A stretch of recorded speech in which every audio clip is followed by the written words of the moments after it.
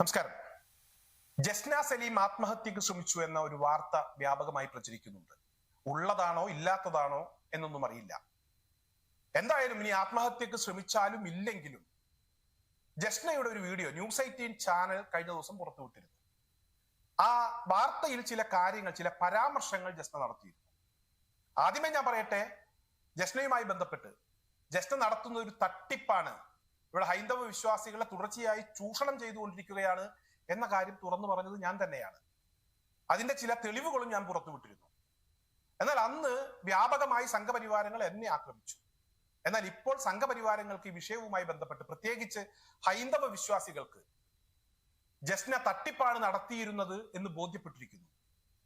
പലരും രംഗത്തെത്തിയപ്പോൾ ജസ്നയ്ക്ക് പിടിച്ചു നിൽക്കാൻ കഴിയാത്ത ഒരു സാഹചര്യം ഉണ്ടായി എന്നാണ് ഞാൻ മനസ്സിലാക്കുന്നത്. അതേസമയം ന്യൂസ് 18 ചാനലിൽ വന്ന ഒരു വീഡിയോ, ഇന്നലെയാണ് ആ വീഡിയോ ഞാൻ ശ്രദ്ധിച്ചത്. അതായത് ജസ്ന പറയുന്നത് ജസ്നയെ എല്ലാ നിലക്കും ഇല്ലാതാക്കാൻ ശ്രമിച്ചത് ഒരു ചെറുപ്പക്കാരനാണെന്നാണ്. ചാനലിൽ ജസ്ന വളരെ കൃത്യമായി പറയുന്നു, വീട്ടിലേക്ക് എന്നെ വിളിച്ചു വരുത്തി, എന്നെ കെട്ടിയിട്ട് റേപ്പ് ചെയ്തു, എനിക്കിനി അത് പറയാൻ ഒരു മടിയുമില്ല, ഞാൻ എവിടെ വേണമെങ്കിലും പറയുമെന്നാണ് ജസ്ന പറയുന്നത്. ജസ്ന പറയാത്തതിന്റെ കുഴപ്പമല്ല അത്തരത്തിലൊരു റേപ്പ് കഥ. ജസ്ന പറയേണ്ടിടത്തൊക്കെ നേരത്തെ പറഞ്ഞിട്ടുണ്ട്. കോടതിയിൽ ആ ചെറുപ്പക്കാരൻ വിചാരണ നേരിട്ടിട്ടുണ്ട്. ആദ്യം തന്നെ ഈ കേസിൽ ജാമ്യം അനുവദിച്ചു, പിന്നീട് കേസിൽ വിചാരണ നേരിട്ടു. കോടതി കുറ്റക്കാരനല്ല എന്ന് കണ്ടെത്തി വെറുതെ വിട്ട കേസാണ്. വീണ്ടും ജസ്ന ഈ ചെറുപ്പക്കാരനെതിരെ പരാതി കൊടുത്തു. അത് പോലീസ് അന്വേഷിച്ച് കളവായ കേസാണെന്ന് കണ്ടെത്തി ആ കേസ് റെഫർ ചെയ്തു. മറ്റൊരു കേസ്, 3 കേസുകൾ കൊടുത്തു. മൂന്നാമത്തെ കേസ് ഹൈക്കോടതി സ്റ്റേ ചെയ്തു.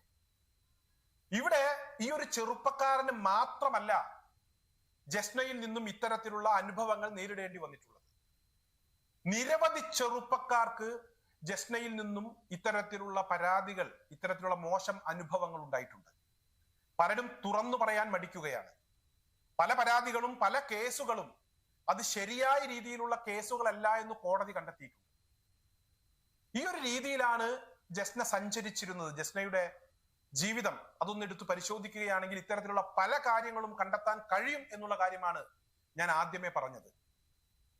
മറ്റൊന്ന്, ഇവിടെ തട്ടമിട്ട് ഗുരുവായൂർ അമ്പലത്തിൽ വരുന്നു, അവിടെ വന്ന് ഹൈന്ദവ വിശ്വാസികളെ കയ്യിലെടുക്കുന്നു. അതായത് തട്ടമിട്ട ഒരു താത്ത ഗുരുവായൂർ അമ്പലത്തിൽ വന്ന് കൃഷ്ണനെ എനിക്ക് ഇഷ്ടമാണെന്ന് പറയുമ്പോൾ സ്വാഭാവികമായും ഹൈന്ദവ വിശ്വാസികൾക്ക് അവരോടൊരു ഇഷ്ടം തോന്നും. യഥാർത്ഥത്തിൽ ഇവിടെ ഇസ്ലാം മത വിശ്വാസവുമായി ബന്ധപ്പെട്ട എന്താണ് നിലപാട് എന്നുള്ളത് കൂടെ ചിന്തിക്കണം. ഒരു ദൈവത്തെയും തള്ളിപ്പറയരുത്, ഒരു ദൈവത്തിനെയും മോശമാക്കരുത് എന്നാണ് പഠിപ്പിക്കുന്നത്. ഇവിടെ ജസ്ന അവിടെ ചെന്ന് എനിക്ക് കൃഷ്ണനെയാണ് ഇഷ്ടം, അള്ളാഹുവാണ് സത്യം, എനിക്ക് കൃഷ്ണനെയാണ് ഇഷ്ടം എന്നൊക്കെ പറഞ്ഞപ്പോൾ പലരും ഇവർ പറയുന്നത് ആത്മാർത്ഥതയുടെ ഭാഗമായി പറയുന്നതാണെന്ന് അങ്ങ് തെറ്റിദ്ധരിച്ചു. തൊട്ടടുത്ത നിമിഷം ശ്രീകൃഷ്ണന്റെ ചിത്രങ്ങൾ വരച്ച് അതിന് വലിയ വില പറഞ്ഞു. പലരും അത് വാങ്ങിക്കാൻ തയ്യാറായി. അങ്ങനെ വീടായി, കാറായി. അവസാനം സ്വന്തം പിതാവിന് നല്ല ഒരു വീട്ടിൽ കിടന്നുറങ്ങണം, അവിടെ കിടന്ന് മരിക്കണം എന്നുള്ള തന്റെ ആഗ്രഹം ജസ്ന പങ്കുവച്ചു. വീണ്ടും ചിത്രവുമായി എടുത്ത് രംഗത്തിറങ്ങി. സുരേഷ് ഗോപിക്ക് ആദ്യ ചിത്രം കൊടുക്കുന്നു. അതിനിടക്ക് സുരേഷ് ഗോപിയുടെ മകളുടെ കല്യാണത്തിന് നരേന്ദ്രമോദിക്ക് ഒരു ചിത്രം കൊടുക്കുന്നു. യഥാർത്ഥത്തിൽ ഇപ്പോൾ ജസ്നയ്ക്കെതിരെ തിരിഞ്ഞിരിക്കുന്നത് ഹൈന്ദവ വിശ്വാസികളാണ്, അതുപോലെ തന്നെ നേരത്തെ അനുകൂലിച്ചിരുന്ന സംഘപരിവാരങ്ങളാണ്.